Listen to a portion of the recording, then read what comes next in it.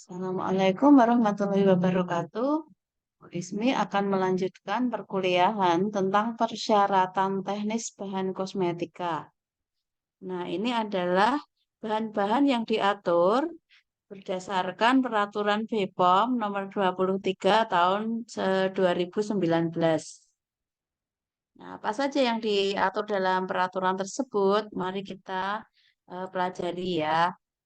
Nah, persyaratan teknis bahan kosmetika ini perlu disesuaikan dengan perkembangan ilmu pengetahuan dan teknologi di bidang kosmetika.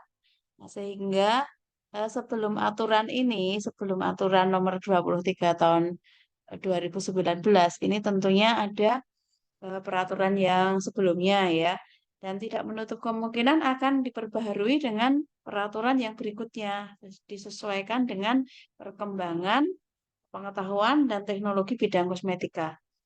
Nah, bahan kosmetik sendiri adalah bahan atau campuran bahan yang berasal dari alam, bisa juga sintetik, yang merupakan komponen kosmetika, di mana termasuk bahan pewarna, bahan pengawet, dan tabir surya.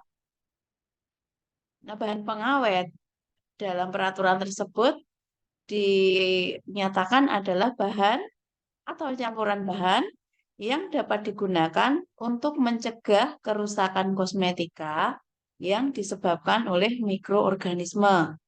Nah, mikroorganisme di sini ya tentunya luas ya. Ada jamur, ada bakteri gitu ya.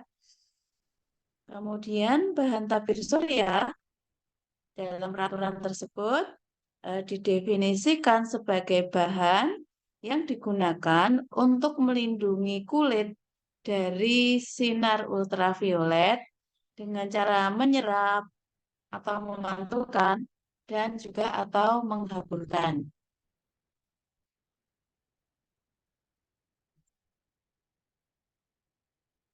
Nah, bahan kimia harus memenuhi persyaratan teknis ya. Nah, dalam pasal 2 diatur bahwa bahan kimia yang digunakan dalam kosmetik itu harus aman, artinya tidak menimbulkan suatu kerugian setelah pemakaian. Artinya aman ya, baik-baik saja gitu. Lalu menunjukkan kemanfaatan. Kemanfaatan itu adalah tercapainya sesuatu tujuan yang diinginkan atas pemakaian bahan kosmetik tersebut. Kalau ingin untuk membersihkan kulit, ya tentunya kemanfaatan membersihkan kulit tersebut didapatkan. Kalau ingin melindungi kulit, maka kemanfaatan sebagai bahan pelindung tersebut juga didapatkan. Kemudian bermutu. Nah, bermutu itu eh, ya mutu atau kualitasnya baik, diterima dengan senang oleh para pemakai, begitu ya.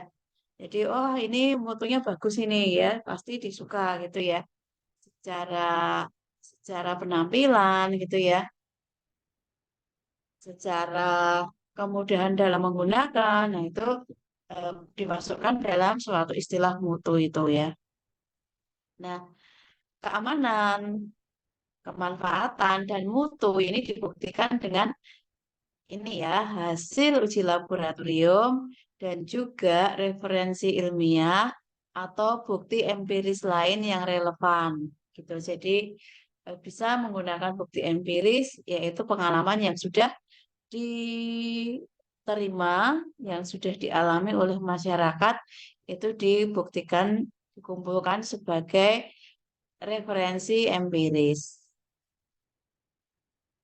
Nah, di dalam peraturan tersebut, peraturan nomor 23 tahun 2019 tadi, maka terdapat 4 lampiran, begitu ya, selain pengaturan umum, definisi, eh, terus di sini pada yang yang sangat berbeda dari peraturan sebelumnya adalah adanya lampiran 1, lampiran 2, lampiran 3, dan lampiran 4.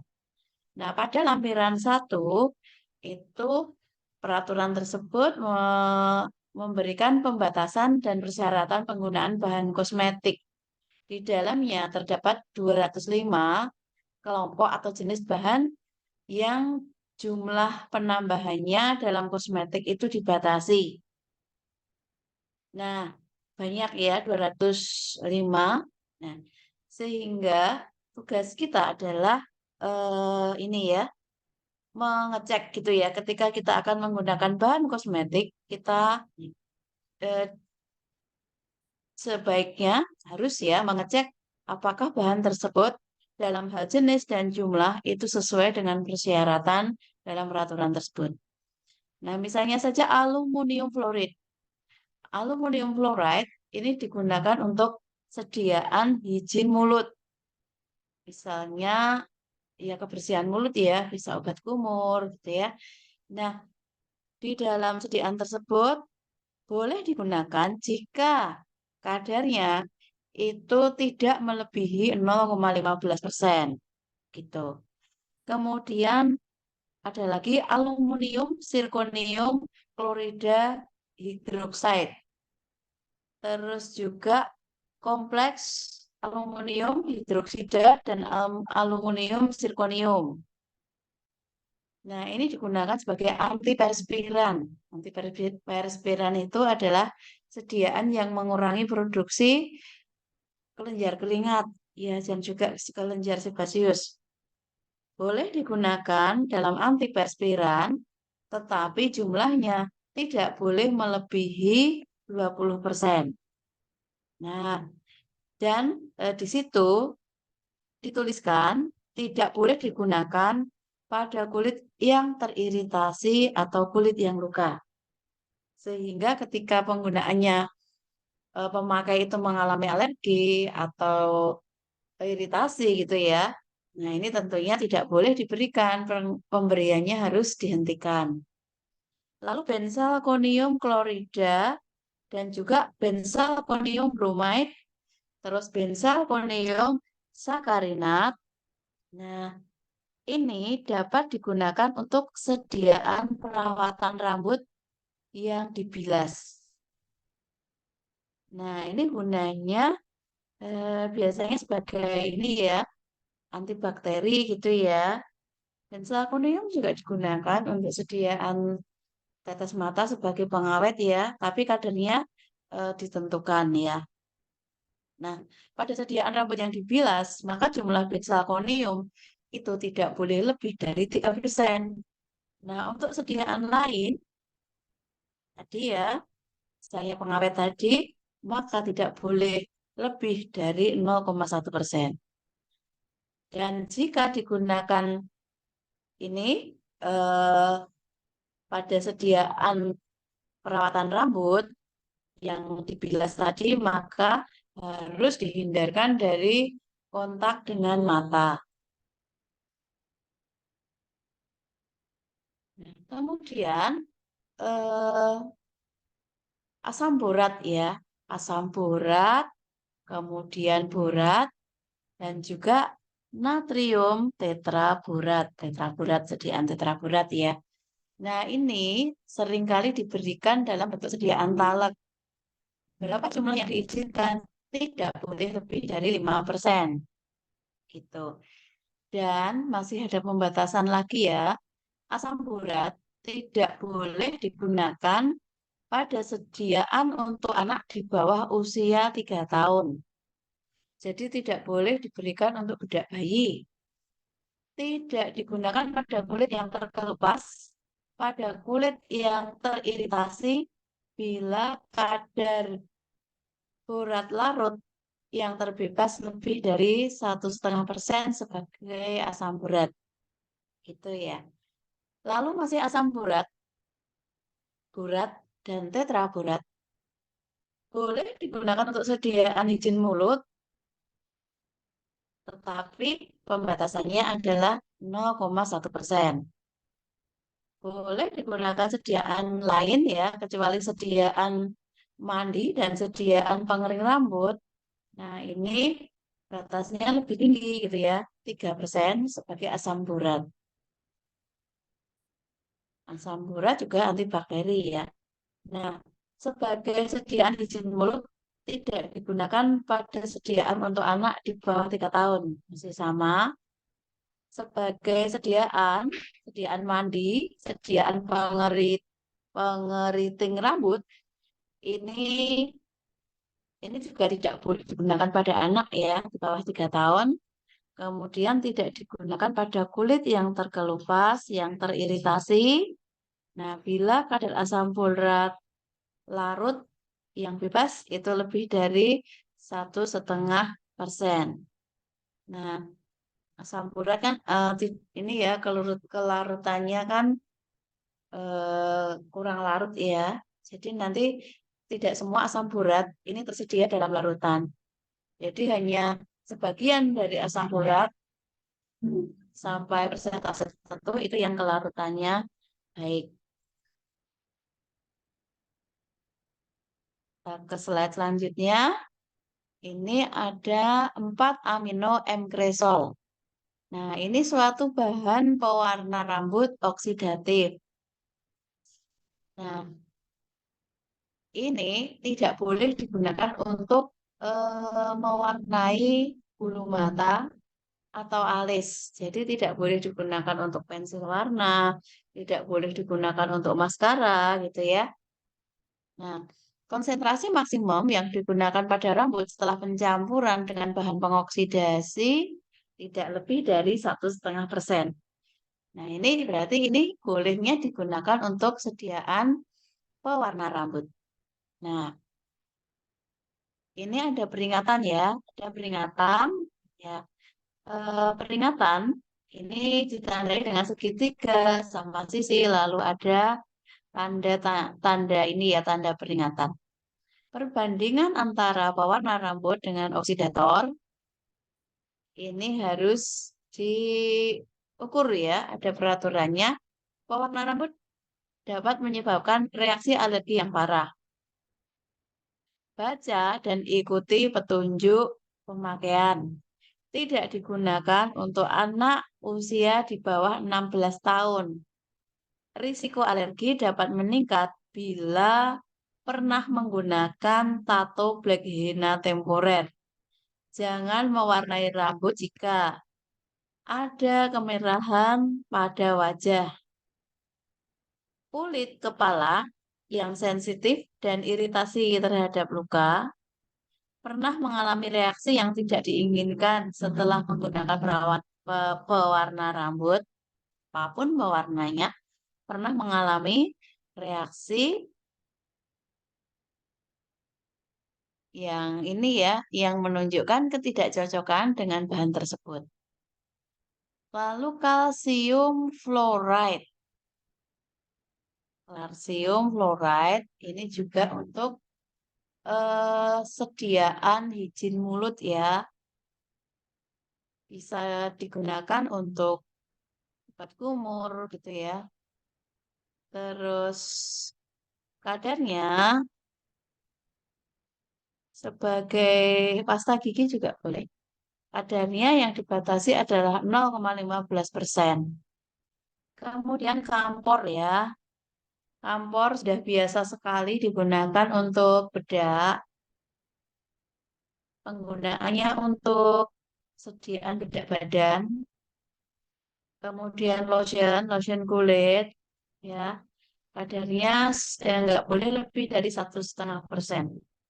Dan tidak digunakan untuk anak di bawah 3 tahun. Mentol juga sama ya. Mentol juga sama, tetapi tidak boleh lebih dari 1%. Jadi, jika terdapat sediaan bedak gitu ya, bedak tabur yang mengandung kampor atau mentol gitu ya. Nah, eh, dicek saja gitu ya, berapa jumlah mereka dalam sediaan tersebut, kemudian aman enggak jika diberikan kepada anak yang umurnya di bawah 3 tahun gitu ya. Kadang-kadang dalam sediaan kosmetik tersebut dituliskan tidak cocok diberikan untuk bayi gitu ya. Atau hanya digunakan untuk anak di atas umur 3 tahun itu juga bisa. Lalu glikolik dan laktik acid gitu ya, asam glikolat dan asam laktat. Nah, ini juga sudah sering ya kita kenal, kita dengar pemakaiannya dalam kosmetik. Tuh. Nah, apa saja jenis sediaannya? Nah, sediaan kulit yang diaplikasikan sendiri. Diaplikasikan sendiri itu pemakailah yang menggunakan sendiri. Misalnya sebagai krim malam, gitu ya. Nah, jika digunakan untuk aplikasi sendiri, dipakai sendiri oleh pemakai, maka jumlahnya itu harus kurang dari 10% sebagai asam. Lalu pH-nya itu harus lebih dari 3,5. Gitu ya. Nah, perlu diketahui bahwa asam glikolat dan asam laktat ini merupakan contoh gitu ya, dua contoh zat yang dia termasuk kelompok AH, asam alfa hidroksi, tuh, atau alfa hidroksi acid itu ya. Nah, ini di kalangan ibu-ibu dan juga remaja putri ini terkenal sekali gitu ya. AHA untuk apa sih gitu ya? Nah, AHA dia digunakan sebagai ini ya, exfoliating gitu ya. Jadi menipiskan kulit supaya terjadi regenerasi sel yang baru. Nah, untuk sediaan, oh iya sebentar ya, ini sediaannya satu, dua, dan tiga. Sediaan satu itu diaplikasikan sendiri, sediaan dua itu digunakan oleh dokter gitu ya, dokter-dokter semua dokter gitu ya, dokter umum, nggak harus dokter spesialis. Nah, boleh kadarnya antara 10 sampai 20% sebagai asam. pH-nya tetap harus lebih besar dari 3. Kalau tadi pH-nya 3,5 ya. Jadi ini lebih relatifnya lebih asam. Nah, lalu yang ketiga, ada aturan sendiri jika yang mengaplikasikan adalah dokter spesialis kulit dan kelamin. Maka pemakaian AHA, asam laktat dan asam glikolat ini boleh di atas 20%. Tuh ya. Nah, mengapa kok dibatasi seperti itu? Karena berbagai ini kadar dari AHA ini menimbulkan efek penipisan kulit yang berbeda. Sehingga kalau diaplikasikan sendiri, kemudian dampaknya terlalu dramatis, nah nanti justru malah akan terjadi kerusakan kulit. Nah, pada penggunaan sendiri oleh dokter spesialis gitu ya, peringatan terbakar sinar matahari, ya, eh, peringatannya berjudul produk ini mengandung alfa hidroksi acid AHA yang dapat meningkatkan sensitivitas kulit terhadap sinar matahari dan khususnya kemungkinan kulit terbakar. Gunakan tabir surya, pakaian yang pelindung dari sinar matahari, pakaian yang melindungi dari sinar matahari, dan batasi paparan sinar matahari selama seminggu sesudah menggunakan produk ini. Jadi selama menggunakan produk dan seminggu setelah produk itu dihentikan, tetap lindungi kulit. Ya, supaya tidak ada terbakar dan sebagainya. Gitu ya. Nah, yang nomor dua tadi ya, ya ini diaplikasikan oleh dokter. Yang nomor tiga, yang kadarnya lebih dari 20%, hanya dapat diaplikasikan oleh dokter spesialis kulit dan kelamin. Kemudian hidrogen peroksida, hidrogen peroksida, ya. Ini penggunaannya banyak sekali dari sediaan rambut, sediaan kulit, sediaan pengeras kuku, sediaan hijin mulut, obat kumur ya, sediaan pemutih gigi, kemudian pemutih gigi yang diaplikasikan sendiri maupun yang digunakan dalam pengawasan dokter gigi. Nah, untuk sediaan rambut kadarnya 12%, ini gunakan dengan sarung tangan. Nah, ini digunakan untuk ini ya, me- menghilangkan warna hitam rambut ya. Ada yang mau diwarnai gitu, lalu warna hitamnya dihilangkan supaya warnanya nampak. Kemudian juga sediaan kulit ini ya 4%, yang 4% H2O2 yang ada atau yang dilepaskan. Kemudian untuk kuku 2%. Kemudian untuk hijin mulut 0,1%. Kemudian untuk pemutih gigi, nah ini ya A, B, C, D, E, B, C, D, E, sediaan kulit, pengeras kuku, hijin mulut, kemudian pemutih gigi. Nah, ini hindari kontak dengan mata, bilaslah dengan air jika ternyata terkontak. Begitu ya, terutama yang sediaan rambut ya. Mungkin ada yang netes di mata. Untuk pemutih gigi, tidak digunakan untuk anak di bawah usia 18 tahun. Lalu harus mencantumkan kadar hidrogen peroksida yang digunakan. Nah, eh, ini ya untuk yang penggunaan pemutih gigi yang diaplikasikan oleh dokter, maka ini tidak boleh dijual langsung kepada masyarakat. Nah, tapi hanya disediakan jika akan diaplikasikan oleh dokter gigi. Jadi, jika apotek menyediakan itu, maka eh, harus ada resep resep dari dokter gigi ya untuk menyediakan larutan tersebut. Kemudian KUH ya, potasium hidroksida itu KUH, sodium hidroksida itu NaOH. Nah, digunakan untuk perawatan kuku, untuk meluruskan rambut yang diaplikasikan sendiri atau di salon gitu ya, di salon profesional gitu. Lalu juga untuk depilatori. Depilatori itu adalah sediaan yang menghilangkan rambut pada ini ya, pada organ selain kepala ya, di tangan, di kaki gitu ya. Itu namanya depilatori. Untuk pelarut kutikula kuku, ini kadarnya 5%. Kemudian, jadi ini untuk ini ya, membersihkan begitu. Nah, terdapat informasi untuk pelarut kutikula kuku mengandung alkali, hindari kontak dengan mata, dapat menyebabkan kebutaan, kemudian jauhkan dari jangkauan anak-anak. Jadi hati-hati dalam pemakaian supaya tidak terpercik di mana-mana gitu ya. Kemudian untuk pelurus rambut, sama gitu ya peringatannya, hindari mengandung alkali, hindari kontak dengan mata, dapat menyebabkan kebutaan, jauhkan dari jangkauan anak-anak. Itu kegunaan KOH dan NaOH.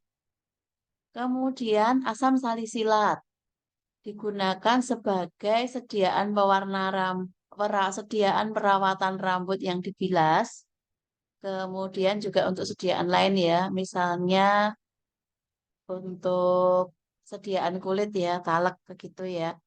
Nah, kalau untuk perawatan rambut ini dibilas ya, bisa digunakan sebagai antibakteri juga bisa. Kadarnya 3%. Tidak boleh digunakan pada sediaan anak di bawah 3 tahun kecuali sampo. Jadi asam salisilat boleh digunakan untuk sampo. Tidak digunakan untuk anak di bawah 3 tahun. Ya, tapi sampo boleh. Kalau untuk sediaan yang lain tidak boleh. Untuk kegunaan selain pengawet, maka kegunaannya harus dijelaskan pada penandaan produk. Jadi sekaligus sebagai pengawet ya. Lalu kita melanjutkan selenium disulfida. Ini sampo anti ketombe. Eh, kadar yang diizinkan maksimal 1%. Lalu thioglycolate acid, asam thioglycolic acid sebagai pengeriting rambut atau pelurus rambut. Ini juga ada yang diaplikasikan sendiri, ada yang diaplikasikan oleh profesional. Nah, ini ya, yang diaplikasikan sendiri kadarnya lebih kecil, yaitu 8% dengan pH 7 sampai 9,5. Yang diaplikasikan oleh profesional, ini kadarnya lebih tinggi, yaitu 11. Lalu ini juga tioglikolat juga bisa digunakan sebagai depilatori. Kadarnya 5%. Ya. Jadi kita sudah tahu ya, tiga bahan yang untuk depilatori tadi ada eh, hidroksida tadi ya, sodium hidroksida, potasium hidroksida, kemudian asam tioglikolat gitu ya. Lalu sediaan perawatan rambut yang dibilas.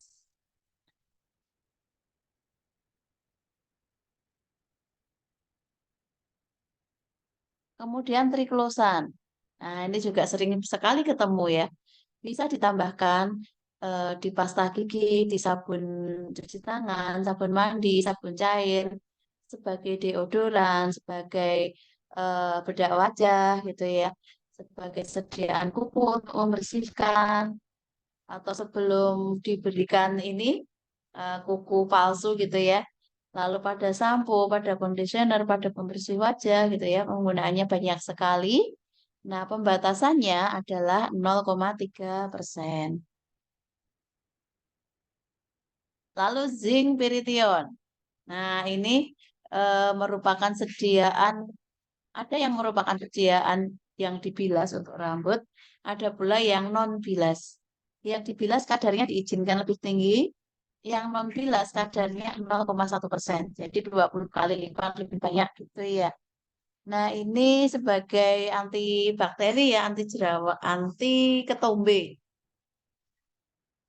Kegunaan lain dari zinc pyrithion adalah sebagai pengawet, maka kegunaan harus dijelaskan pada produk.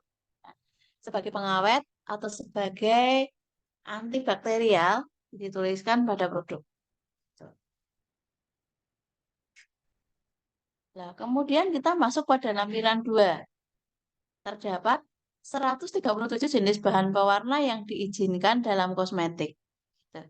Nah, sehingga eh, jika menemukan suatu kosmetik dengan pewarna yang tidak ada dalam peraturan ini, maka kita harus ini ya kulik kembali gitu ya. Apakah sediaan tersebut aman atau enggak?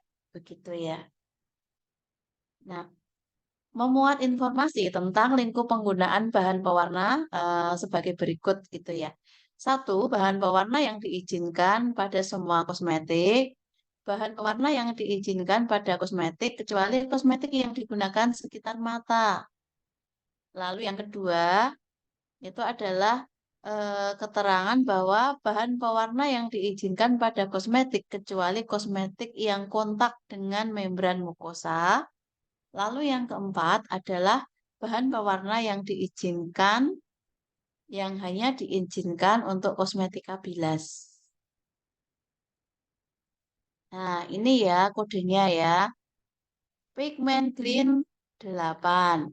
Ini kodenya adalah kode 4. Artinya, pigment green 8 ini adalah bahan pewarna yang hanya diizinkan pada kosmetik yang dibilas, gitu ya. Mari kita lihat lagi. Kemudian, eh, ini ya, kodenya adalah 11920 ya. Solvent orange one. Dia memberikan warna orange.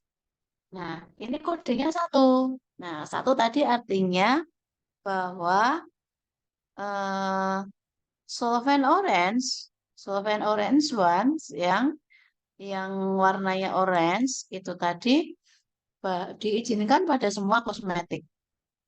Karena warnanya orange, misalnya mau dipakai untuk pewarna blush on boleh, pewarna eyeshadow, pewarna mata boleh, digunakan untuk pewarna bibir boleh, untuk memberikan pewarna pada bedak ya, dengan dicampur pewarna yang lain yang sesuai boleh, gitu ya. Karena diizinkan untuk semua kosmetik, ya.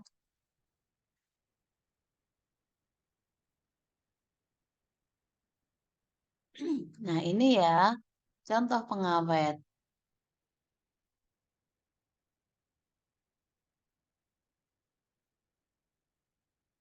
Zinc, ini sekarang untuk contoh pewarna, kita tidak membahas lebih jauh ya di lampiran 2 pewarna.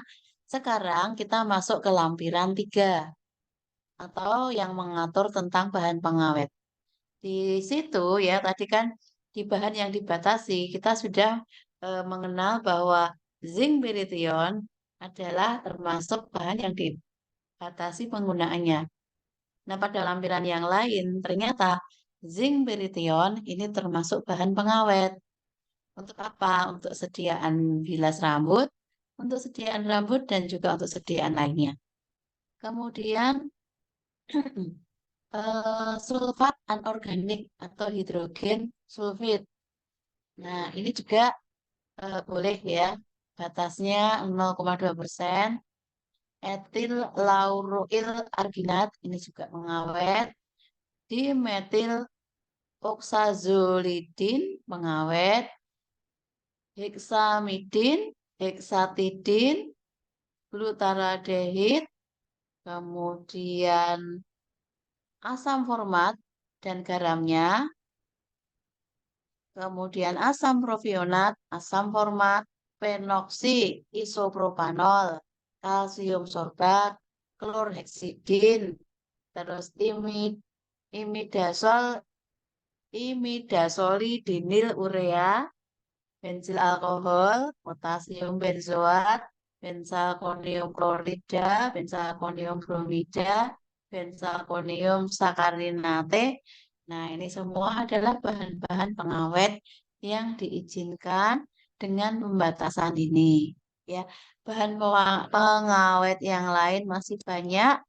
Kita bisa mempelajarinya sendiri pada peraturan per BPOM nomor 23 tahun 2019 tadi ya. Ada 56 ya yang diizinkan ya bahan pengawet. Lalu ini masih ya triklosan.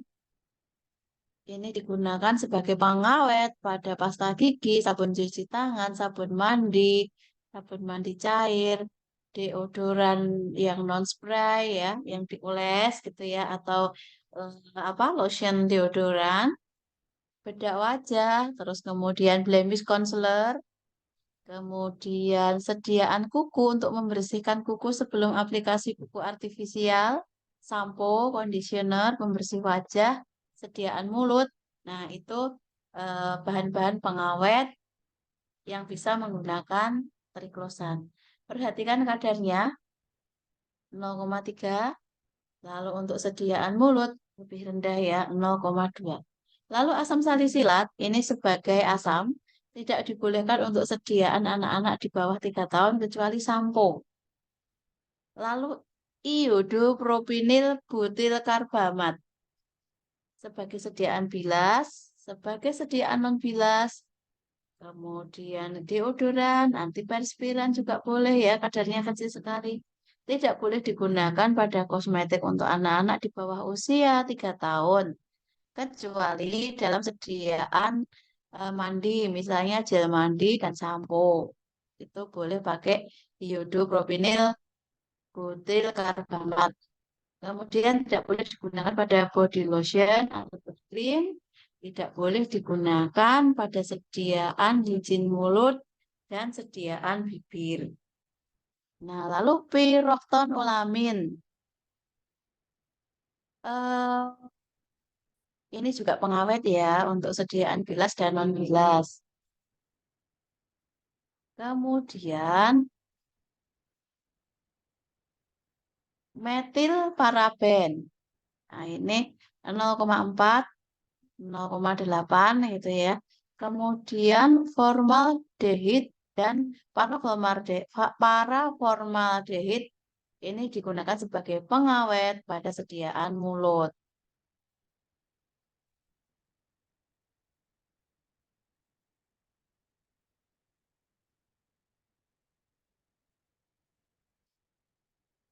Nah, lalu lampiran yang keempat. Lampiran keempat dalam peraturan per BPOM tersebut mengatur tentang 30 mengizinkan gitu ya. 30 bahan tabir surya. Nah, ini kita berikan contoh beberapa saja bahan tabir surya. Di antaranya adalah kampor, benzalkonium, metosulfat. Berapa ditambahkan sebagai tabir surya? 6%. Etil heksil triazol 5%. Poliakrilamido metil benziliden kampor jumlahnya 6%. Lalu drumetrizol trisiloksan 15%, oktil metoksisinamat 10%, disodium penil dibensil zimidazol tetrasulfonat 10%, lalu bromosalat 10%, etoksilated etil 4 amino benzoat 10%, polisiloksan 15 10%, kemudian benzilidin kapur sulfonic acid itu 6%. Jadi jumlahnya beda-beda gitu ya. Ya, sesuai dengan peraturan ini.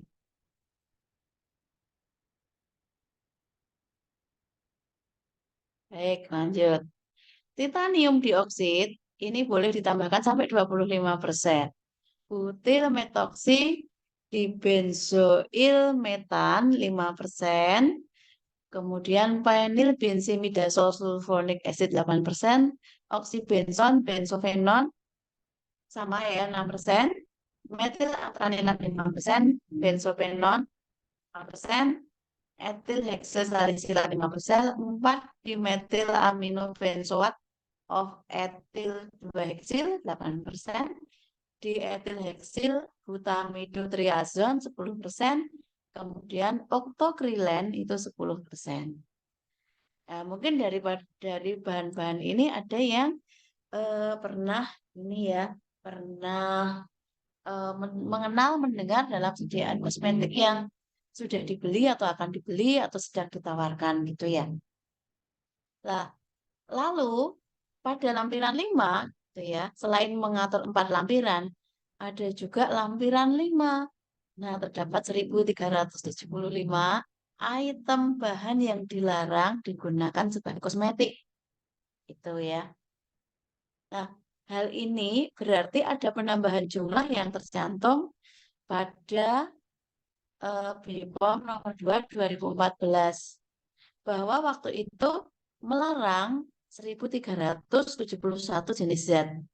Jadi ada 4 jenis zat yang ditambahkan. Gitu ya. Nah, sebagai gambaran bahan apa sih yang digunakan untuk kosmetik tapi nggak diizinkan? Ketokonazol, gitu ya. Ketokonazol digunakan di mana? Di sediaan krim, terus nanti diklaim sebagai anti jamur, bedah anti jamur, gitu ya. Itu nggak boleh. Lalu yohimbin. Yohimbin itu mungkin ada yang tahu bahwa yohimbin itu masuk obat afrodisiak gitu ya, obat yang meningkatkan hasrat seksual gitu ya. Nah, yohimbin digunakan eh, secara ilegal gitu ya. Ada yang menambahkan untuk pencerah kulit gitu ya, melebarkan pembuluh darah pada kulit sehingga nampak berseri gitu ya. Ini nggak boleh. Kemudian silometasolin, lalu warfarin, sulfendirazon, spironolakton, merkuri dan senyawanya. Kalau merkuri sudah tahu semua ya, sebagai bahan pewarna lipstik, bedak gitu ya, warna mata gitu. Lalu alfa arbutin. Nah, apakah alfa arbutin, beta arbutin ini diizinkan gitu ya? Nah, pada dokumen informasi produk ini wajib dilampirkan data berupa hasil pengujian kandungan hidrokinon pada sertifikat analisis kosmetika dan uji stabilitas kosmetika. Jadi untuk alfa arbutin ini kan di negara lain itu diizinkan gitu ya. Tapi untuk di Indonesia itu harus eh, catatan khusus gitu ya. Jadi bukan termasuk bahan yang diizinkan atau enggak diizinkan, tetapi bahwa untuk alfa arbutin dan beta arbutin harus menunjukkan kadar hidrokinon karena dia digunakan sebagai pemutih gitu ya. Nah, lalu ada informasi tambahan bahwa bahan alam di Indonesia yang digunakan sebagai pewarna, sebagai pengawet, sebagai tabir surya, kosmetik yang dibuat Indonesia boleh digunakan dengan syarat memenuhi persyaratan yang di awal tadi, keamanan, kemanfaatan, dan mutu. Gitu. Ini bahan alam ya. Oke, demikian bahan-bahan yang diatur dalam peraturan Balai POM tentang bahan kosmetika tahun 2019 nomor 23. Wassalamualaikum warahmatullahi wabarakatuh. Semoga bermanfaat.